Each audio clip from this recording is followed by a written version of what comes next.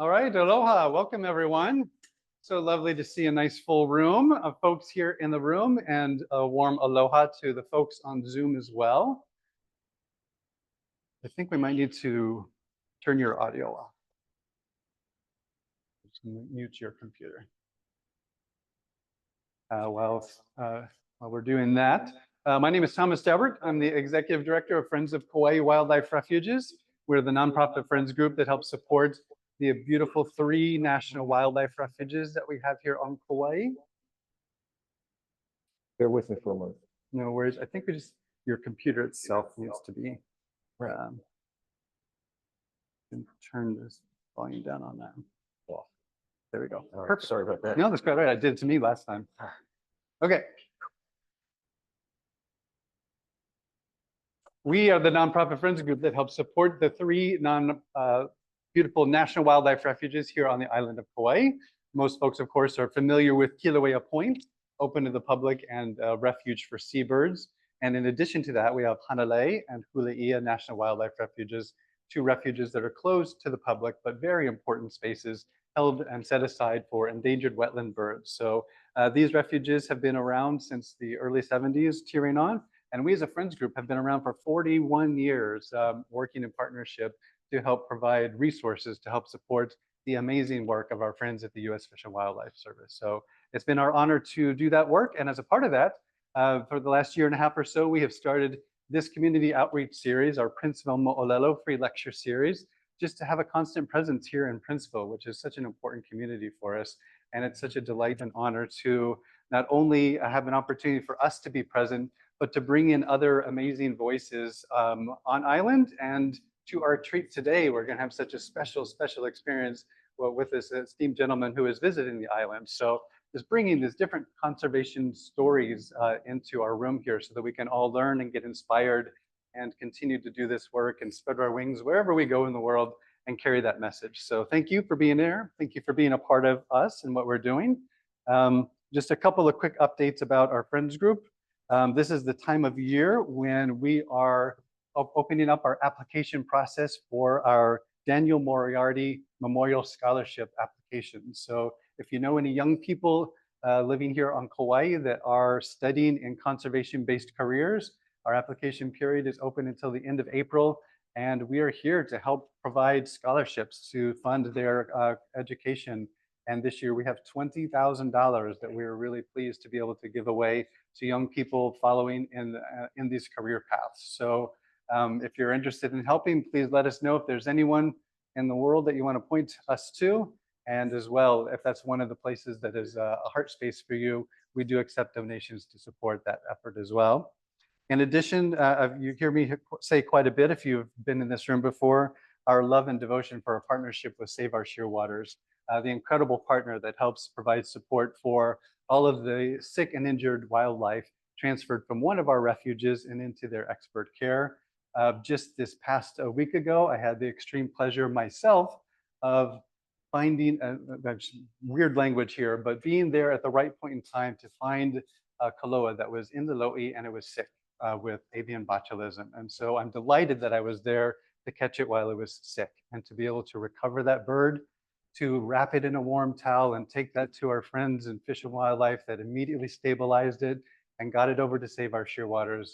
And the bird was released yesterday. So that's why we do the work that we do. It gets us up in the morning. So yes, so our esteemed partners at Save Our Shearwaters, and at a cost of about this year $30,000 is the care that we're helping to transfer from our friends group to provide that support for Fish and Wildlife. So again, we continue as a friends group. I'm pleased to see Mike nodding his head over here. He's been on our journey for quite some time and has seen all these levels of support that we as a friends group have been able to provide, continue to go up and meet that challenge year after year, thanks to the love and support of our community. So other updates, just across the road here is our beautiful new Hanalei viewpoint.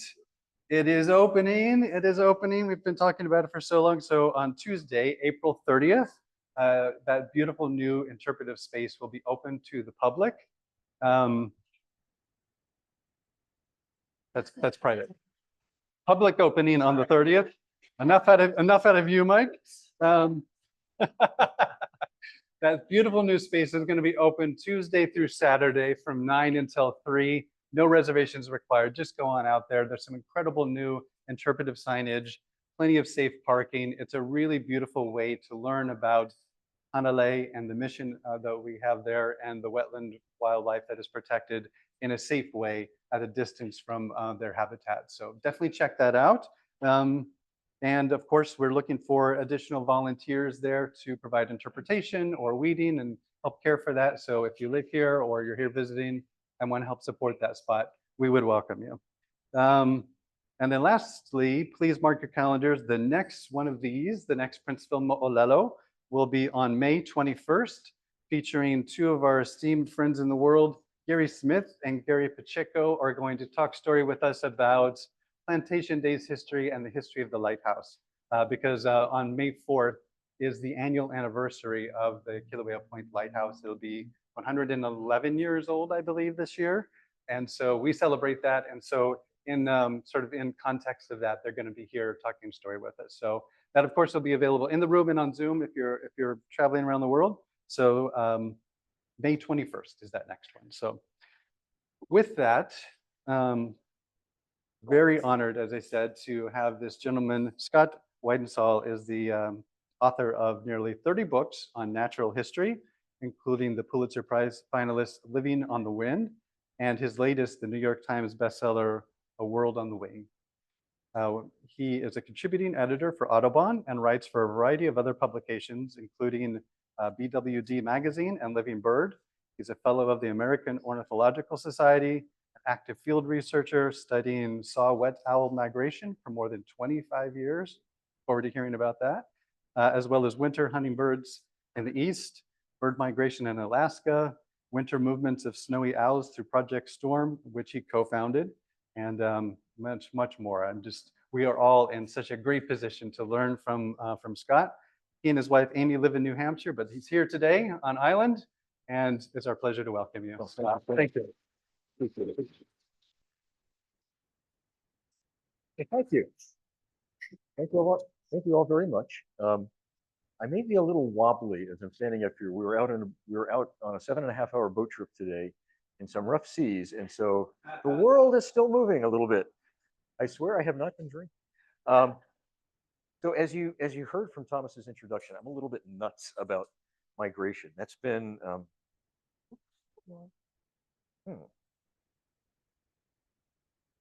there we go. Oh, well. I am of the firm opinion that technology reached its peak with the Clovis spear point, and it's been downhill ever since. So we'll see where this goes.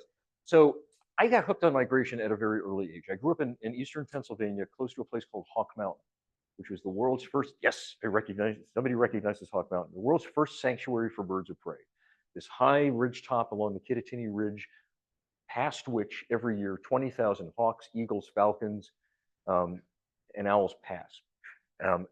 When I was 12, my parents took me there basically to keep my kid sister and me from killing each other. And you may think that's an exaggeration, but it's not. And so I'm sitting up on the rocks in this high escarpment, 1,000 feet above the valley. And it was just by dumb luck, the best migration day of the year. A cold front had come through. There was a strong northwest wind blowing. The sky was full of raptors. And I'm there with my cheap binoculars and my golden field guide to the birds, which I had been studying, even though nothing in the sky looked anything like what was in the book. But that doesn't stop you when you're 12. So I'm yelling, "This is a striped-tailed hawk! That's a cobra's hawk!" And there was this older woman sitting on the rocks in front of us, and she kept turning and looking at me. And then a heavy sigh, and she'd go back to birding. And then I'd yell out some other god-awful, egregious misidentification. She finally put her binoculars down, said, "Son, sit down. You don't know what you're talking about." And she started at that point to teach me hawk identification. Her name was Jean Litzenberger. She became one of my mentors. Since that day, 3 things happened to me that changed my life when I was 12, more than 50 years ago. I became aware of the Appalachian Mountains, among which I had grown up as this great migratory river. I got hooked on raptors because everybody knows raptors are cool. But most of all, I got hooked on migration. The notion, and this blew my semi-adolescent mind, that there were peregrine falcons coming from Greenland passing literally over my house in eastern Pennsylvania on their way to their wintering grounds in southern South America. Broad-winged hawks that nested in the woods right behind.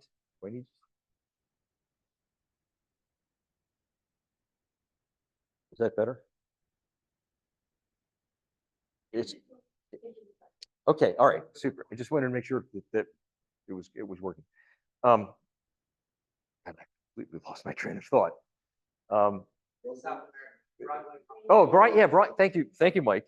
Mike's working for tips over here. Broad-winged hawks, literally from our backyard, going to like Bolivia and Colombia for the winter. That's amazing. That's heavy stuff for a kid. And so ever since then, I've been traveling the world chasing bird migration, as you heard, also doing migration research. In 1999, a book that I wrote called Living on the Wind came out about bird migration in the Western Hemisphere. And I wrote this book at a time when I was very much still kind of an outsider looking in. I don't have an academic degree in ornithology. I don't have an academic degree in anything. I dropped out of college my junior year and never went back. But I've been fortunate over the years to work with and befriend some of the best migration researchers in the world. And in the last 25 or 30 years, I've become, and I'm standing too far off to the side. This is hard. The last 25 or 30 years, I've gotten more and more deeply involved in migration research, and especially using new tracking technologies. We'll talk a little bit more about that later. But we've learned so much in the last 25 or 30 years about migration since Living on the Wind came out in 1999, that about 7 years ago, I started working on a new book, in some respects a sequel, about bird migration at a global scale this time, not just the Western Hemisphere. That book is Living on A World on the Way. And this all occurs at a time when I think, probably not a surprise to anybody that's here, migratory birds are in crisis. You may have either read or heard of this paper that was published in 2019 by some of the top ornithologists in North America, documenting the fact that the North American mainland has lost a third of its birds since 1970. 2.9 billion fewer individual birds today than there were 50 years ago. And I don't want to be a buzzkill here tonight, but I think it's important for us to understand what we're up against. And this is also the only graph I'm going to show you tonight, because graphs are dull and boring. This shows how different habitat guilds of birds, like those that live in arid lands or eastern forest or Arctic tundra or grasslands, have fared over the last half century. And as you can see, this has not been a happy time for grassland birds. Birds like western meadowlarks, bobolinks, upland sandpipers, grasshopper sparrows, their numbers are crashing. And it's not a mystery why. We've damaged or destroyed so much of our natural grassland habitat in North America, there's no safe place left for these birds. But I want you to look at the other end of this graph. Look at what happened at the top end of this graph, the wetland birds. You can't really see it because the screen share is on there, but these birds like waterfowl, wading birds like herons and egrets and ibises, their numbers have rebounded dramatically in the last 50 years. When all these other birds are crashing, they're on the upslope. And the reason for that is not a mystery either. In the 1980s, the US and Canada finally got serious about waterfowl conservation. It was at a point where a combination of prolonged drought and habitat loss was cratering duck populations. In fact, there was serious concern that some species of formerly common ducks, like mallards and pintails, would disappear entirely. We as a society at that point decided to pour an enormous amount of time and effort, political will, regulatory muscle into protecting and restoring and enhancing wetlands. And it worked. We can do the same thing with a group of birds that are in the deepest trouble in North America, grassland birds. We just simply put the same time and effort and regulatory muscle and funding into restoring and protecting and enhancing grassland habitat. I'm not saying this would be easy, but we have a roadmap for how to do this. I think it's important when, at a time when so much of the environmental news seems so grim. I mean, climate despair is a serious issue with a lot of people, particularly a lot of young people. It's important to realize that all over the world, people are doing amazing things to protect and restore the populations of migratory birds. For one thing, we have so much more information than we had even just 10 or 15 years ago. We have Doppler weather radar, which can show us with incredible precision Exactly how many individual birds per cubic meter of airspace are flying over that Doppler radar site on any given night. We have the world's largest wildlife observational database, which is eBird of the Cornell Lab of Ornithology. Anybody here is eBird? Who has no idea what I'm talking about? Yeah, okay. We'll talk a little bit more about eBird later, but every year 100 million birding checklists come into the Lab of Ornithology that gives us, with again, incredible granularity and incredible precision, and an idea of what species of birds in what numbers are where at any given moment in North America. And as I said before, these new tracking technologies have really revolutionized our understanding of migration. Most birds migrate at night, even birds like songbirds that are normally active in the daytime. So, when I was a kid, you could go to the top of Hawk Mountain and count the hawks and eagles and falcons as they went by because they're migrating in the daytime. You could even say adult bald eagle, subadult bald eagle, juvenile. You can't do that with most birds because they're traveling after dark. Also, most migratory birds are fairly small, and we as scientists are not allowed to put any kind of an attachment like a radio transmitter on a bird that weighs more than 3% of its body weight. It seems to be a safe threshold. And until recently, you were only talking about birds like the size of a duck or a large hawk or up that were able to carry these transmitters. Now, there's revolutionary new technologies that allow us to tag not just the smallest birds, but even migratory bats and insects. Insects, monarch butterflies, dragonflies, absolutely. We've also learned in the last 20 years about the astounding physiological changes that migratory birds undergo. And this is the stuff that seems almost like it's ripped out of science fiction novel rather than actual science. For example, this is a semi-palmated sandpiper, one of the most common sandpipers in the Western Hemisphere. It's not the one that runs back and forth across the waves, those are sanderlings, but it's often in similar habitats. 6 inches long, they weigh about an ounce. They do an extraordinary migration every year. The semi-palmated sandpipers that breed in the central and eastern Canadian Arctic will take off on their fall migration from the coast of the Canadian Maritimes or Maine and fly 3,300 miles nonstop across the Western Atlantic to get to their wintering grounds on the northeastern coast of South America. That's a 4 or 5 day trip, beating their wings continuously with no food, water, or rest. Please do not compare this bird to a human athlete. Arguably, the most elite human athlete is a Tour de France cyclist at peak condition who's operating at 4 or 5 times his base metabolic rate in order to run that race. That little tiny bird is operating at 9 or 10 times its base metabolic rate and doing it, as I said, with no food, water, or rest. The bicyclist is getting regular water, regular food. He can only do this for, probably not much more than 8 or 9 hours at most. But there is one way that these semi-palmated sandpipers have something in common with at least some elite human athletes. So these birds in the fall, they're coming down out of Canada and they're staging up around the Bay of Fundy between New Brunswick and Nova Scotia and the coast of Maine. What's the Bay of Fundy famous for? Anybody know? Tides, yes, the tides go out it's like a 40-foot tidal range. And when the tides go out, it exposes this mud. And in the mud are these tiny little crustaceans called corophium. And the semi-palm sandpipers seek out and preferentially feed on the corophium. I have never eaten a corophium. Perhaps they taste really, really good. But we think that the reason that they're doing this is because corophium are very high in omega-3 fatty acids, which essentially supercharge the aerobic capacity of the bird's flight muscle. They're juicing on performance-enhancing drugs, but they're doing it legally. We've also learned an incredible amount about how birds are able to find their way, how they're able to orient and navigate. Remember, I said most birds migrate after dark. So one of the most important orientation cues for migratory birds is the night sky. Now, unlike Polynesian sailors, they're not looking at the patterns of the stars. They're not looking at the constellations. What they're aware of is the one part of the night sky that does not appear to move, which is where?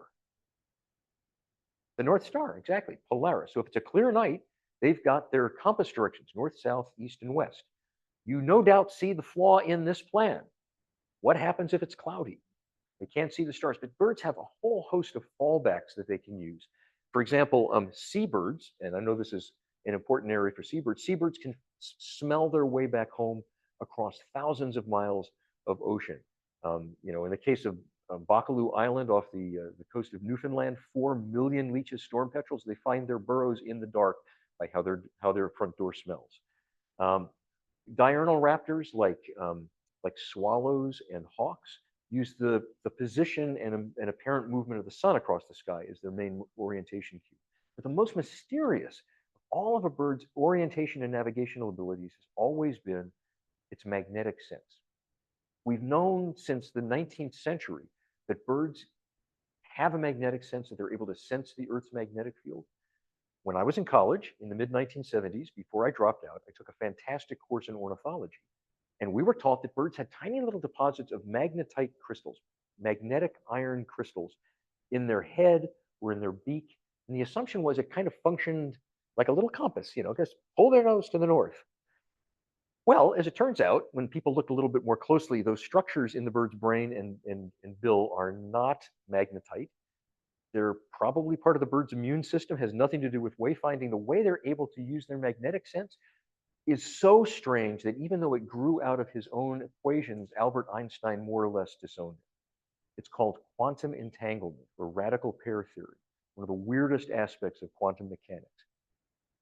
And I will preface this by saying I am not a quantum physicist, but I gave this explanation once at Camp Denali to a group that included a gentleman who said, well, I'm a quantum physicist.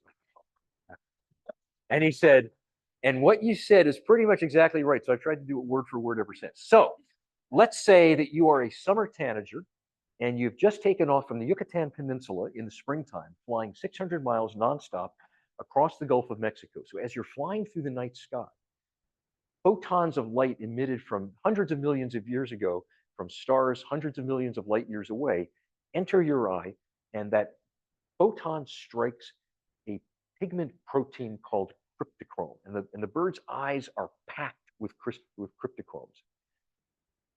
It hits that protein, it hits one of the molecules of that protein, it knocks an electron off that molecule and into an adjacent molecule. Under quantum theory, those two molecules are essentially one thing. You could move them anywhere in the universe, and what affected one would instantaneously affect the other, which is why we're supposedly going to use quantum entanglement to develop faster than light communication and unhackable quantum computers. But what it also does is it very briefly magnetizes that pigment protein. And this is happening millions of times a second in the eye of the bird. So in the eyes of the summer tanager, he has magnetically sensitive pigments. He is able to see the Earth's magnetic field as he flies through it. Do you have any idea what I would give to see the Earth's magnetic field?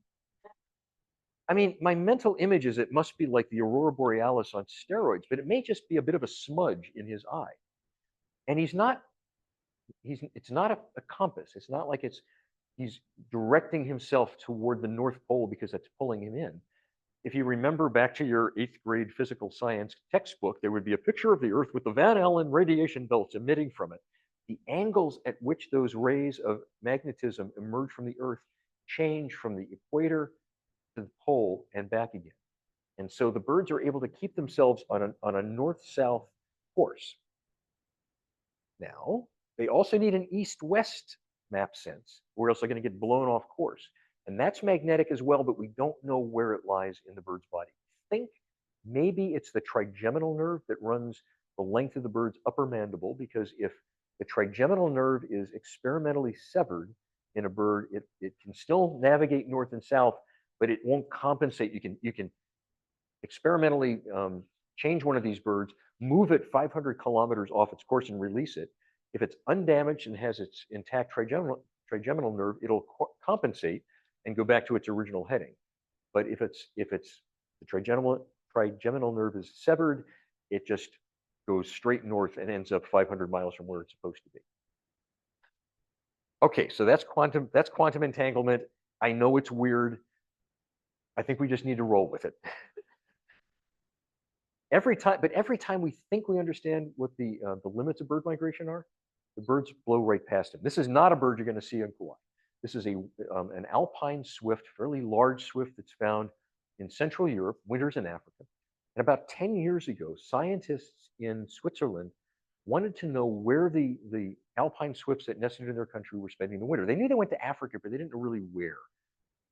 So they caught a bunch of these birds and they fitted them with little backpacks. And in that backpack was a data logger that included something called a geolocator, which simply records the length of daylight every day so that you can calculate later when the bird comes back, you download the data, a rough latitude and longitude for every day. And they also put a little accelerometer in there, which would record how much of the bird's day was spent in flight, how much of the bird's day was spent resting. Had that information for the breeding grounds. They wanted to get that for the winter. So they send these birds off, they fly down to Africa for the winter, they come back the next year, and they're able to retrap the birds and download the data because these aren't transmitters. You have to get the bird back. And they said, oh, look at that. So the birds flew down across the Sahara Desert. They spend the winter in the bulge of Western Africa. Some of them went that way back. Some of them crossed into Gibraltar. All right, let's look at the accelerometer data. And that's when their jaws hit. Because according to the accelerometers, on bird after bird after bird after bird, they never stopped flying for 7.5 months. From the time they left Europe all the way down to Africa, the whole time they were in Africa for the winter, and all the way back again, they never perched, never landed. Now, swifts are the most alpine of all birds. They eat nothing but flying insects. They mate on the wing. No other group of birds does that. If they could figure out a way to incubate an egg on the wing, they would do it. But they haven't gotten quite to that point yet. But come on, 7.5 months? It's extraordinary. And then 2 years later, scientists in Sweden did the same experiment with common swifts and discovered they spend 10 months in continuous powered flight. And we thought for a while that this was maybe just something that old world swifts do. But more recently, scientists have discovered that black swifts that nest in the Rocky Mountains here in the US also do the same thing when they go down to South America for the winter. And it seems likely that all swifts are doing this. Again, do you see the obvious problem with this approach? If you're flying for 10 months, when do you sleep? Well, what the birds do is what dolphins and other marine mammals do. It's unihemispheric sleep, where they put one half of their brain, one hemisphere of the brain, to sleep for anywhere from a couple of seconds to a couple of minutes, and then the other one, and they just kind of lob consciousness back and forth between the two sides of their brain, and they can do this in some cases for years. Young sooty terns that nest in the Pacific Ocean, once they leave their nesting ground, they don't come back for 4.5 years. And they're not able to rest for long periods of time on the water and sleep. They're not that waterproof. So it appears that sooty terns unihemispherically sleep for 4.5 years until they're old enough to come back and start breeding. Most birds do not fly for months and months at a time, but they do still accomplish really extraordinary things. The only way that long distance migrants, for example, here's a bird called the bar-tailed godwit, which is a large shorebird about the size of a large pigeon or a small duck. They breed in western Alaska. These birds fly 8,100 miles nonstop over the course of 7 to 11 days to spend the winter in New Zealand. Now that's epic. That's the longest nonstop migration of a land bird that we know of. Most birds aren't doing that, but whether they're traveling relatively short distances or extraordinarily long distances, they need places at the beginning and the end and in between where they can stop and rest and refuel. And one of the most important stopover sites for migratory birds in the world is also one of the most endangered. And that's the Yellow Sea between China and the Korean Peninsula. Every year, somewhere between 11 and 13 million shorebirds that have wintered in the Philippines, Borneo, Papua New Guinea, Australia, and New Zealand start to funnel north through this little pinch point on the Yellow Sea, and then fan out from there on their breeding grounds everywhere from Central Eurasia all the way into Alaska and the Yukon. It is the one critical link in this enormous East Asian, Australasian flyway. And we want to talk about mud. This is a place called Donling on the Chinese coast north of Shanghai. And when the tide goes out there, it goes out 20 kilometers.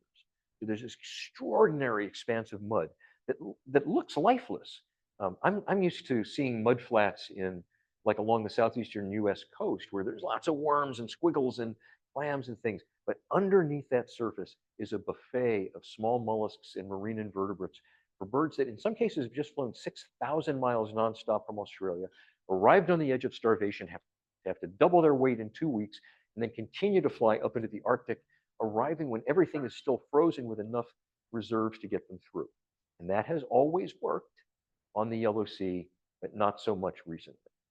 Because South Korea and China in particular have destroyed about 60 to 70% of the mudflats on the Yellow Sea by building large seawalls to keep out the tide and then pumping hundreds of millions of cubic meters of sediment in there to create dry land for wind turbines, for power plants, for industrial sites. In this case, for very deep water aquaculture ponds where they raise fish and shrimp and jellyfish. None of this is useful to shorebirds. And in the spring of 2018, when I went over to the Yellow Sea to report on this for the book, one of the scientists that I was talking to, Dr. Tunis Piersma from the Netherlands, said, we're basically in a birds per hectare equation. For every additional acre of mudflat we lose birds because they have no other place to go. And in fact, a couple of years ago, when South Korea built a 21-mile-long seawall that blocked the ocean from 150 square miles of formerly rich tidal flat on which a third of the world's great knots, beautiful Eurasian shorebirds, excuse me, a quarter of the great knot population depended.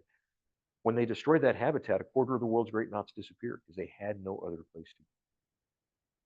If you've ever heard of the Yellow Sea in terms of birds, it's probably because of this bird. This is a spoon-billed sandpiper, the weirdest and most weirdly charismatic shorebird in the world. They're about that long, and they got this weird spatulate bill that they use for feeding. They're still not really sure why they evolved that, but instead of probing for food, they sort of do this back and forth. There are only between 200 and 600 of these birds left on the planet. They breed in the Russian Far East, they winter in Southeast Asia, and twice a year they are utterly and completely dependent on the mudflats of the Yellow Sea. Bird watchers come from around the world to see them. They've become the poster child of Yellow Sea conservation. And I have to tell you, when I was over in China, this was to write what I assumed was going to be the most depressing chapter of my book. But then an amazing thing happened. Just a few months before I went over there, the Chinese government, who'd been hearing from domestic conservation groups like Spoonbill Sandpiper in China, founded by my friend Jing Li here, international conservationists like Tunis Piersma, Hank Paulson, the former US Treasury Secretary, who with his wife are both very avid birders, walk the walk conservationists, and have lots of contacts in the Chinese government. All of this came together with the Chinese government declaring a total ban on new development, new coastal destruction on the Chinese side of the Yellow Sea. They followed that up by nominating about 24 of the most important shorebird sites for UNESCO World Heritage Protection.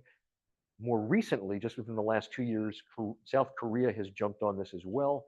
I think they've got 4 or 5 of their best shorebird sites remaining still now in UNESCO World Heritage Protection. When I was over there, I found myself dealing with scientists who were grappling with a very unfamiliar emotion, which was hope. Tunis Piersma said, look, I thought my job here was to document the extinction of these. He said, he's about my age, so I hope he's right. He said, I hope I have enough life left to see the recovery. I wish I could tell you that the only threat facing these migratory birds in Asia is coastal destruction. Unfortunately, there's a lot of other problems facing them. Illegal killing is a major problem. And not just in Asia, there are anywhere from 10 to 15 million songbirds killed illegally for food, not to put food on their starving children's table, but just because of tradition in places like France and Italy. Everywhere, every year, 5.6 million songbirds are killed illegally for food in Italy by people who like to pluck the little things and eat them. It's considered a sort of a rite of passage. You can deal with that. That's a law enforcement issue. Yeah. So I'll tell you this before dinner, and then I'll apologize. The idea with these small birds, they call them ambulopoulia in Greek-speaking areas like Cyprus. You pick them up by the head, and you bite through the neck, and you crunch the whole bird up in this explosion of hot fats and juices.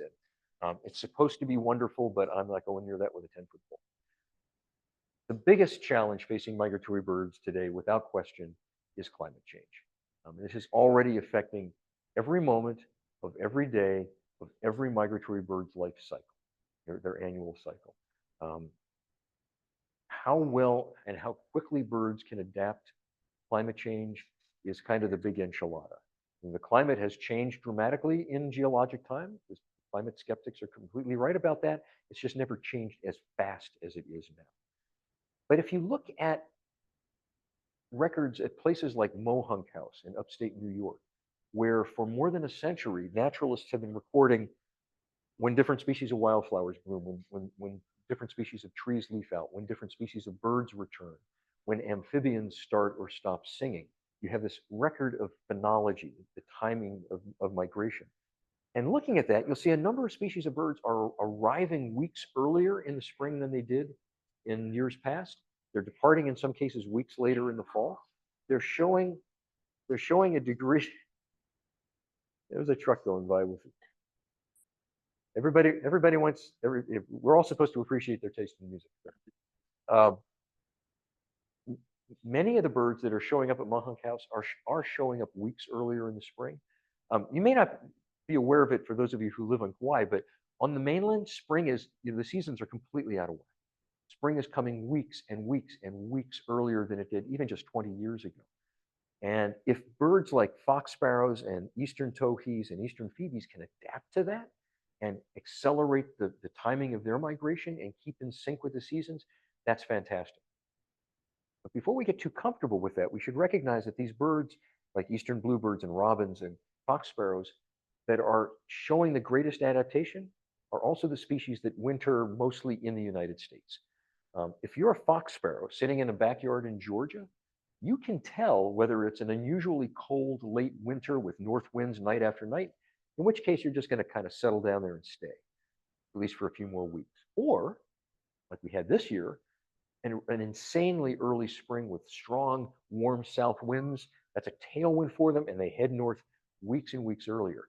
But for birds like black-throated green warblers that nest in the forests around Mohunk House in upstate New York, these birds winter in Mesoamerica. If you're in Guatemala or southern Mexico, you have no idea what the weather is like in New York or Michigan. And so these birds are coming back on a genetically encoded timetable that has worked for their species for hundreds of thousands or millions of years, but now is leaving them farther and farther and farther out of sync with the seasons. And it's not just because it'll be too warm or they won't be comfortable. They need to feed their chicks insects. A black-throated green warbler pair will probably feed about 6,000 caterpillars to its 4 babies during the course of the about 11 days that they're in the nest. An extraordinary amount of food into these little gaping mouths. And the only way they can do that is if they time their hungriest portion of their nestling cycle with when the greatest abundance of insects is available in the forests of the Northeast. If they get too far out of sync, you end up with what's called a phenological mismatch. We have not seen this happen yet in North America, but in Europe, pied flycatchers, which nest in Central and Western Europe and winter in Africa, have been coming back so much later that eventually they're just unable to successfully breed. By the time their chicks were at their hungriest, the food was gone, the chicks died, their populations crashed by like anywhere from 30 to 90%. Now there's some good news for the pied flycatcher. The rapid warming that was occurring during this really critical period in late April and early May, the warming that started in the early to mid 90s has paused. Now that does not mean climate change has stopped. It just means that intensely seasonal, intensely local change has paused. But what it's done is it's allowed the birds to catch up a little bit. They have rapidly evolved an earlier arrival time. Birds can do amazing things if we give them just half a chance. One of the things that keeps me feeling optimistic is that we have consistently underestimated the resiliency of birds. We consistently underestimate the resiliency of nature. The thing about migration, though, is that it's a black box. We know that migration is when the greatest mortality occurs in a bird's life cycle, especially because most of the birds migrating south in the fall are young birds on their first migration. And kids do dumb things. You know, it's just a fact. But because these birds are migrating mostly after dark, it's been really almost impossible to study them. That is now changing. I mentioned the Doppler weather radar system earlier. These 140 some radar sites across the lower 48 that can tell the difference between a raindrop and a snowflake and an ice pellet. They can easily tell the difference between a small bird, a medium-sized bird, or a big bird, and again, can tell you exactly how many birds are up there. And again, this is not available for the Hawaiian Islands, but the Cornell Lab of Ornithology, Colorado State University, and UMass Amherst have teamed up to create something called Birdcast, where they're taking real-time Doppler weather radar information and feeding it through their computers. And every night during the spring and fall migration, you can go to one of these maps and see where the greatest migration is occurring. This was a night in May of 2021 when 3/4 of a billion songbirds were migrating over the lower 48. So radar will tell you how many birds are up there, but it can't tell you what kind they are. It's taxonomically agnostic, in the words of one of the scientists working on it. So to paint in those details, you need another form of big data, and that's eBird. As I said before, eBird is now the world's largest wildlife observational database. If I go birding here on Kauai, I've got eBird on my phone. I will keep track of when I started. It will track me and tell me how many miles I hiked, and I just record all the individuals of all the different species of birds that I see out there. And at the end of the trip, I push a little bit of a button. It sends that data to Cornell. Every year, millions and millions of birders all over the world do that. And that allows us to see exactly what is happening to these birds, where they're going, and also how their populations are changing. I apologize for the Eastern North America bias here, but this is within the last 2 years, the Cornell lab has been mining that eBird data at a remarkably local scale. Like basically each of these dots is about 27 kilometers wide. And looking at population trends, where the populations are rising, in the case of those areas are blue, or where the populations are dropping. Wood thrushes are a bird that conservationists have been working with for more than 30 years because their populations have been dropping and dropping and dropping and dropping and dropping since the 1960s. We've turned the corner on that, probably thanks partly to the bird, but mostly to really massive forest habitat management, particularly in places like West Virginia. And you can see West Virginia here and parts of southern Pennsylvania are a gold mine now for wood thrushes. But you can also see that up where my wife and I live in New England and parts of the mid-Atlantic, their populations are still crashing. Why? We don't know. My suspicion is, and I think this is a widely shared suspicion, is that the problem is farther south. These different regional breeding populations all go to different wintering areas in Central America. And these birds are wintering mostly in southern Mexico. These birds are wintering mostly in northern Nicaragua and southern Honduras. I suspect there's something going on there. One of the things that we've learned from both eBird and radar data is how dangerous artificial lights are at night. I know on Kauai, I don't have to tell you because you know what happens with the shearwaters every year and the petrels. But we also know that somewhere on the order of about 2 billion birds each year collide with lighted skyscrapers in urban areas. So what's the solution? Turning out the lights.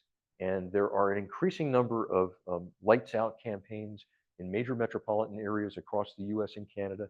This is something that started in Toronto, what's known as the Fatal Light Awareness Program. But we also know that even if you can turn off the lights in all of these skyscrapers, there's so much urban light pollution that young birds, naive young birds on their first migration, get drawn in like moths to a flame. So one of the things that we can do to mitigate that is, speaking. Yeah, right, exactly. So one of the things that we can do, since these birds are going to get pulled into urban areas anyway, is to start restoring, improving, and enhancing bird habitat in urban parks and green spaces. Right now, probably 99% of all urban parks are managed for human recreation, and that's fine. People in urban areas need places to go outside and have fun, but there's absolutely no reason why we can't manage for. It just means people have to put up with slightly messier parks because Birds do not like it when it's manicured. They don't like things that look like golf courses. They want some thickets. They want some food. They want some places where they can escape from predators. We're also, as I said before, learning so much more about migration thanks to new tracking technology. And this is something that I've been particularly involved in for the last 25 years or so. Thomas mentioned that about 10 years ago, we started something called Project Snowstorm, which studies the movements of snowy owls. And we've caught about 110 snowy owls in 17 states and provinces and fitted them with these little GPS GSM transmitters. They're solar powered. They operate on two technologies most of you have in your pocket right now. They communicate with the GPS satellite system overhead. And so they record, well, on average, about every half hour, latitude, longitude, altitude, and flight speed if they're actually moving. And then a couple times a week, they dial up through the GSM cell phone network and they send us all of that data. My friends are demonstrably cooler than your friends because I get text messages from snowy owls. And it's cool stuff. And for those who are watching on Zoom, you might want to take a screen grab of this. But if you go to www.projectsnowstorm.org, all of the tracking data for all of these 110 snowy owls that we've been following over the years is available on there. The 4 birds that we were tracking this winter have all now finally gone back north. So they're heading up to the Arctic for the breeding season. But this works really well. These transmitters are phenomenal, but they also weigh 45 grams. Now you can put that on a 6-pound snowy owl and it's probably not even going to notice. On the other hand, if you put a 45-gram transmitter on a 30-gram Swainson's thrush, you get no migration data at all because the bird can't move. And as I said earlier, until recently, it's been impossible to track most migratory birds, because most of them are fairly small, across landscape distances. But that's changing now thanks to something called the MODIS Wildlife Tracking Net. MODIS, M-O-T-U-S, is from the Latin word meaning movement. It was the brainchild of Birds Canada, the Canadian equivalent of the National Audubon Society. And their genius thought was they can combine 2 well-tested existing technologies, highly miniaturized VHF transmitters and automated receiver stations that look like basically somebody forgot to take down their old television antenna. These 4 directional antennas on top of a tall mast. Every transmitter broadcasts on the same frequency, 166 point something something megahertz. I can't remember what something something is. But it sends out a unique identification code. So as the Swainson's thrush flies past within 15 or 20 kilometers of this tower, the tower picks up that signal, decodes it because there's an identification pulse in there that says this was placed on a Swainson's thrush in Nova Scotia, or a white-rumped sandpiper on the shores of James Bay, or a gray-cheeked thrush in the forests of Colombia. And so you can start to map all of that out. There are now about 1,800 of these receiver stations across North America, increasingly in South America. Quite a few have an older map. Quite a few have gone in the last year or so in the Caribbean. And if you go to motus.org, MOTUS.org, all of the tracking data for all of these birds and bats and bugs is on there for you to explore. So, for example, I just generated a map from an area in southern Ontario where some colleagues of ours have been doing wood thrush tracking. And you can see how these birds are moving across, in many cases, directly across the Gulf of Mexico. Now, take this with a little grain of salt, because if there's a hit here in Belize and a hit here, you know, if it looks like a straight line, but it could have actually gone this way, it could have gone that way. But you multiply this across the 44,000 birds, bats, and insects that have been tagged, and it's an incredible resource. It gives me hope. Hope is, and I think hope is kind of the hardest thing to find when you're looking at talking about bird migration, because the environment in general, as I said before, the news is so grim all the time. So I want to leave you with one last story here about what people in what we would consider to be an extraordinarily poor part of the world can do for migratory birds when they set their minds to it. So I'm going to take you now to the forests of Nagaland, which is that little bit of northeastern India that sticks up between Myanmar, Burma to the south, and China and Nepal to the north. And it's this ruggedly mountainous, deeply forested area. And every year in October, late October and early November, millions of these Amur falcons, A-M-U-R, Amur falcons, come out of their breeding grounds in Siberia and Mongolia, and northern China, and swoop down below the Himalayas. These are insectivorous falcons. They eat mostly insects. And they arrive in Nagaland and some of the surrounding areas of northeastern India just as the seasonal monsoons, damn birds, just as the seasonal monsoons are ending. And at that point, trillions of subterranean termites move to the surface, these big, fat, winged, fertile adults on their mating flights. I mean, I'm talking trillions and trillions of them in the air, and these birds scarf them down like gumdrops.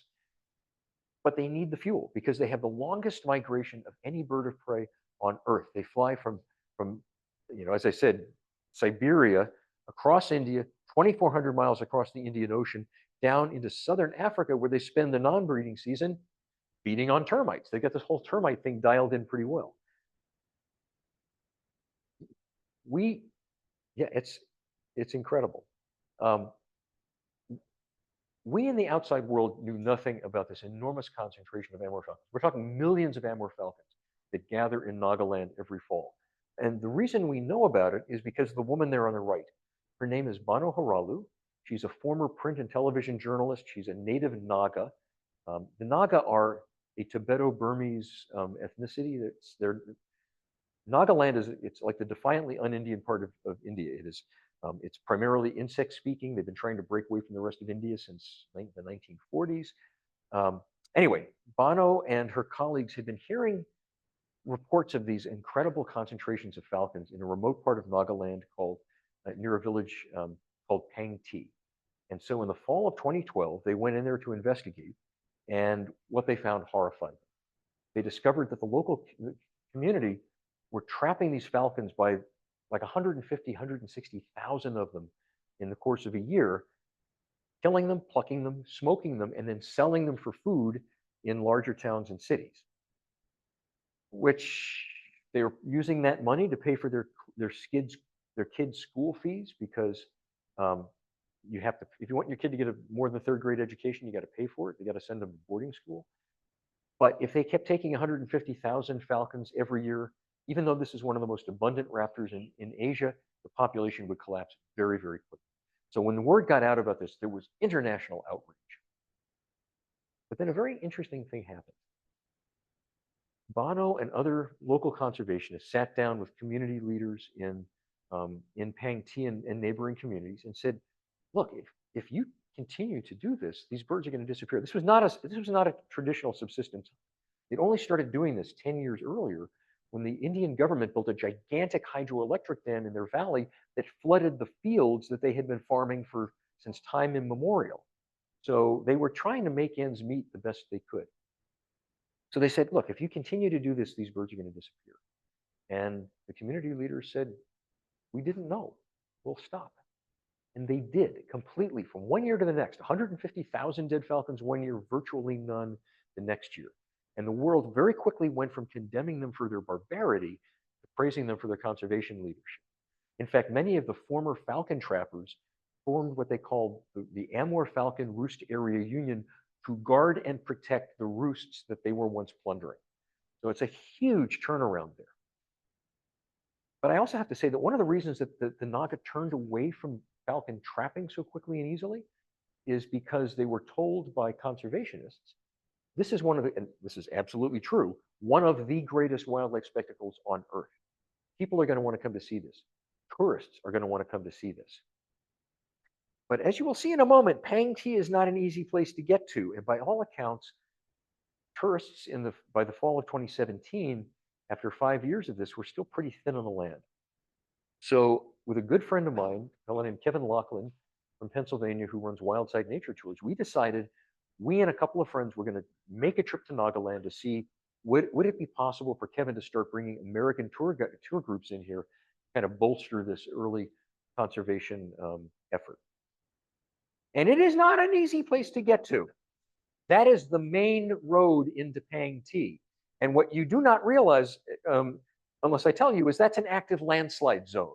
So periodically, sometimes while people are on the road, the whole thing goes down. That slope continues for hundreds of feet down outside the picture frame. I've never been so terrified in my life. And I've spent a lot of time on bad roads, And in places like South America, this was the worst. Oh, did I also mention that Nagaland is the site of the longest running guerrilla war in Asia? It's been going on for 80 years.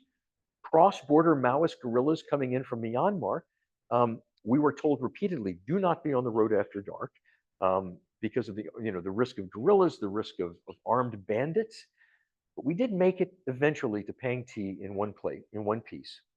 And I have to tell you, it was worth it. Those are all falcons. Every morning even before daybreak, these birds start emerging from these dense nocturnal roosts by the tens and sometimes hundreds of thousands. There might be 60, 70,000 falcons roosting in one small group of trees. And this goes on like this for hours.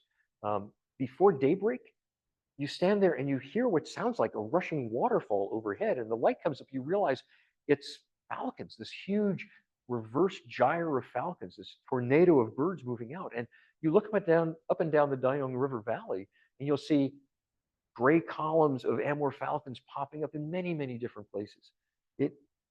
I've seen some of the biggest raptor concentrations on the planet. The so-called River of Raptors in eastern Veracruz, Mexico, that's the largest raptor migration on Earth.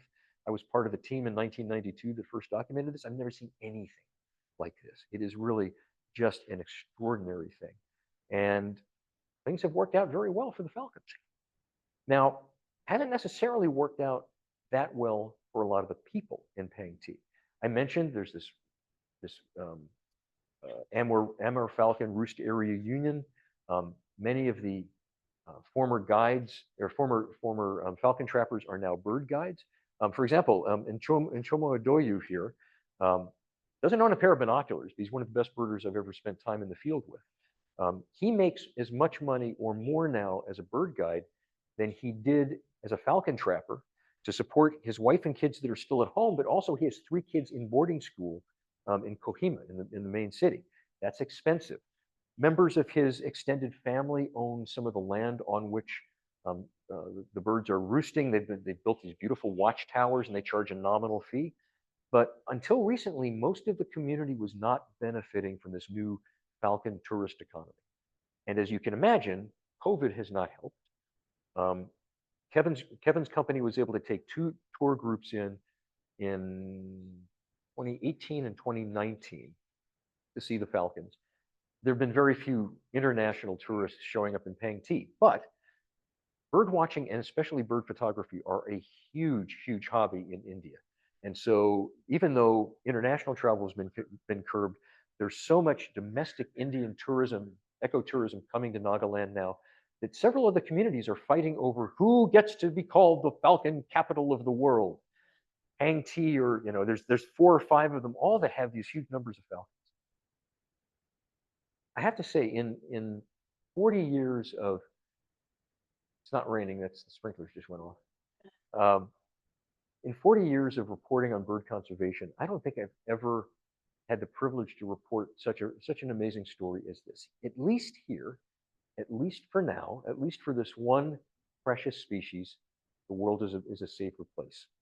And they're all precious.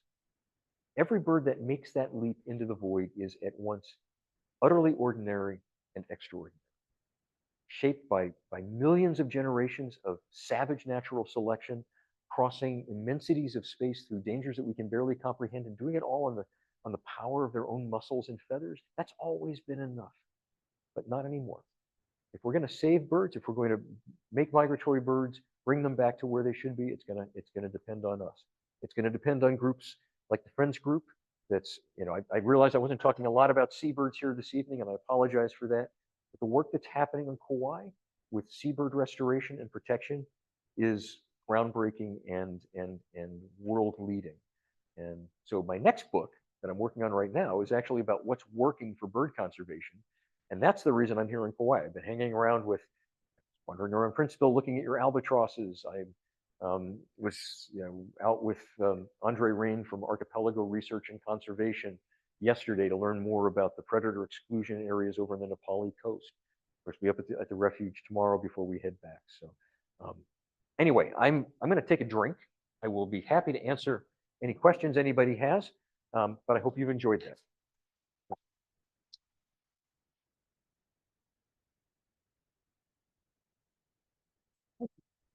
Are there any questions? Okay. Oh, lots of hands. Hang on just a second. We'll start in the back. Who had the, yes, yes, sir. Mhm. That happen all the time? Or No. Yes. So the question was for those who are online, the unihemispheric sleep, is that what happens all the time? Or there are times when the bird, both halves are operating at the same time? Most of the time, birds are using both hemispheres of their brain and they drop into sleep. They can sleep, they'll sleep through the night, just the way we do. They have REM sleep, apparently, just the way we do. I don't know what little birdie dreams they're dreaming, but they're probably dreaming something. But it's during these long overwater crossings, or in the case of city turns where there's no place for them to land, so they have to keep flying, that they do the unihemispheric sleep. The interesting thing is, if you experimentally prevent a bird that is in migratory condition from even doing unihemispheric sleep, and it's possible to do that, they don't suffer sleep deprivation. I'm an owl researcher. I would very much like not to suffer from sleep deprivation. So there's a lot of the things that we've been talking about here in terms of physiology are actively under research by human physiologists because they would love to replicate some of this stuff in humans. Those bar-tailed godwits that fly from Alaska to New Zealand, before they take off, after they've doubled their weight, they no longer need their digestive system, so their stomach, intestines, and to a lesser extent, kidney and liver shrink dramatically. At the same time, their heart muscle expands by 50%, and their pectoral muscles, their chest muscles that power flight, expand by 50%. They get ripped and buff without exercise. I would like to be signed up for that pill. The atrophy, days. Oh, the building up, that takes over the course of weeks. So, and it's been cool. I've been watching. There's a Pacific golden plover that's been out here, and of course that bird's going to fly to Alaska from here nonstop. It's not hitchhiking on some bigger bird. So it'll bulk up with food before it takes off. By one calculation, the fat that birds are the fat that birds are burning, if they were burning gasoline, they would get 720,000 miles to the gallon.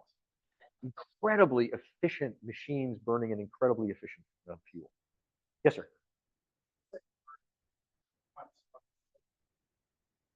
Mhm.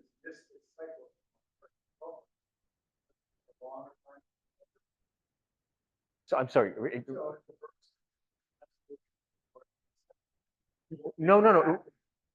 No. So I think I may have not made that clear. That 10-month period includes both migratory periods and their time in the trough. So it's not taking them 10 months to get somewhere.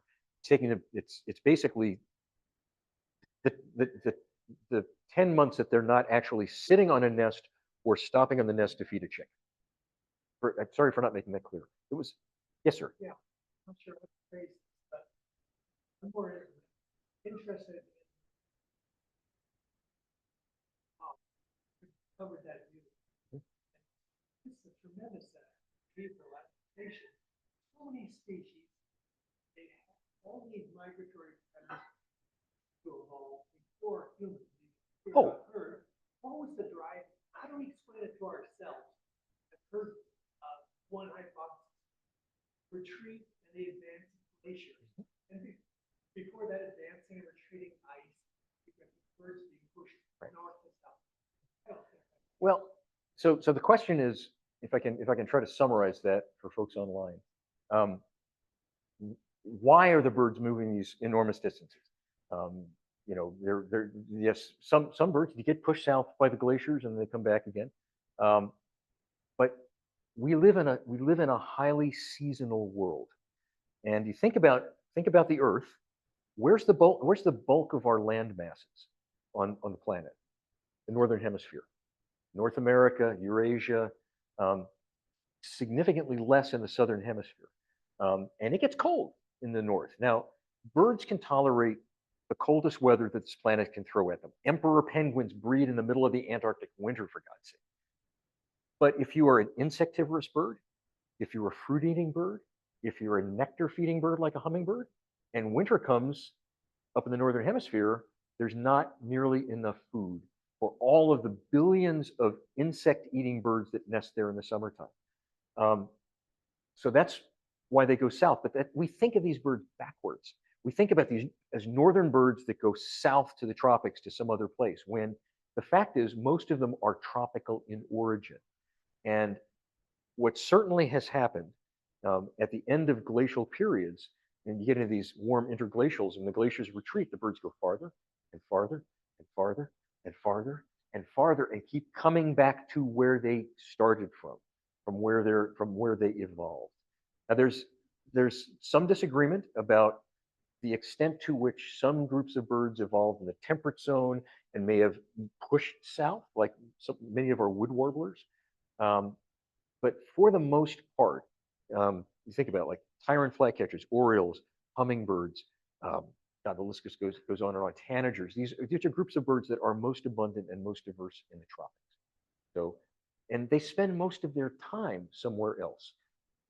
We live in New Hampshire. These migratory songbirds are only in our area for 2.5 or 3 months, max. The whole rest of the year, they're somewhere else. So why are we calling them our birds? You know, they're residents of the whole. Well, because the tropics. Well, no, I understand. Well, people ask that all the time. Well, why on earth go north? Why not just stay down in the tropics where it's nice and warm and there's lots of food? Nature abhors a vacuum. If you've got all that open land to the north, where you've got, in some cases, 24-hour-a-day sunshine, and who's been to Alaska during mosquito season? Lots and lots and lots and lots of insect food. So and they actually have a higher reproductive success rate up in the north than they do in the south. Think about it. In the tropics, there's all kinds of things that can kill you and kill your babies, from fungal diseases to snakes to monkeys. Not a lot of snakes and monkeys in Alaska, not a lot of snakes and monkeys in northern Canada. The nesting survival, the nesting success rate in the tropics is dramatically lower than it is for migratory birds. But those tropical birds tend to live longer lives. The migrants tend to die earlier. So it all comes out in the wash, basically. They're two different strategies, but it's also a way for nature, and I'm making nature sound like it has making a conscious decision, but it's a way for nature to not waste space. You know, if there's room and there's food, something's going to exploit it. Any other questions? Yes, sir. So, like creating big city, No. creating Mhm. less areas. Is there like a city that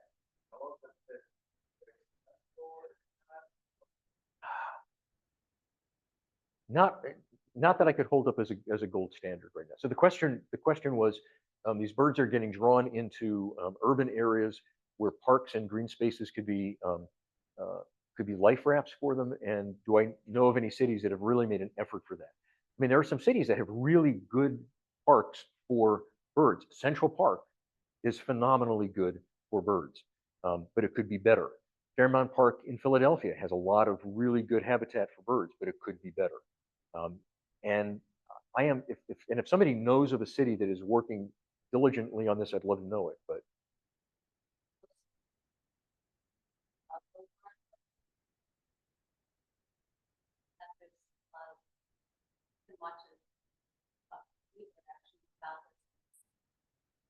yes, yes,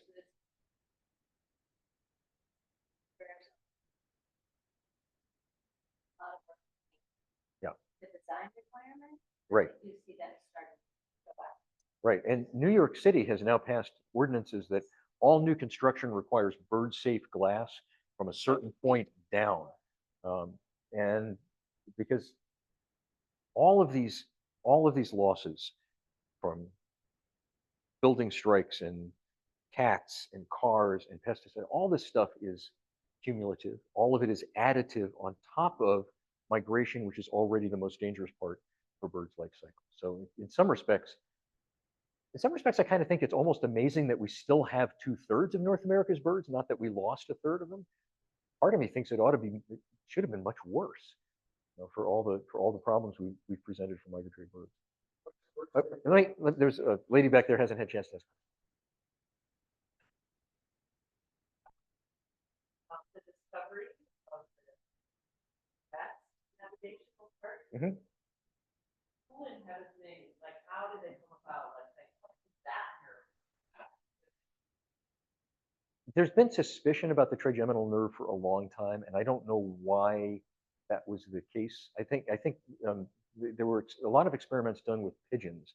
A guy named Charlie Walcott, who used to be at the Lab of Ornithology, did a lot with pigeons and magnetic reception. And it wouldn't surprise me, but I'm not certain that it might have been Charlie first messing around with the trigeminal nerve. Yes, you had a question as well. It can come in a lot of different ways. For the most part, it has small fritted dots on the glass, so it doesn't look solid. I mean, I had a really frustrating conversation with somebody who said, well, if the birds are too stupid to not recognize a window, then probably they don't belong in the gene pool. I'm like, so if aliens come here and created this thing that was completely invisible to us, that they could see, but we can't, and you walked into it and it killed you, would that make us stupid? No, I don't think so. It would make us unlucky. So you have to make that glass visible somehow. And there are actually UV films that you can put on glass, because birds can see in the ultraviolet range and we can't. So if you put a UV reflective coating on a window, we can look right through it and it doesn't look like there's anything there, but the bird, it will look like a solid wall to them. But it's expensive. So yes. Yeah. Yes. Oh. Anything to say about the effect of the border wall on bird migration? Does it have to be family friendly? My comment? So not so much on bird migration as just the movement of animals back and forth across the border. And I mean, in construction, in some of the most ecologically sensitive places in the United States, down in southern Arizona, southwestern New Mexico, parts of Texas, it's just really, it's appalling. I mean, I understand we need to do something on the border, but do we have to create new innocent victims by building that wall? Yeah. I mean, fortunately, most of the birds can fly over it, but a lot of the habitat that they need in that very arid part of the world has been damaged or destroyed by that wall. Because I'm sure you've seen pictures. It's not just a wall; it's a wall and roads and lights and cleared area going back hundreds of yards on either side. Travis. All right, one or two more questions if you've got them. If not, I will say thank you again very much. It's been such a pleasure, Thomas. Such a huge fan of what the Friends Group is doing, what the Refuge is doing. Looking forward to getting up to the Refuge tomorrow and learning even more. Yes.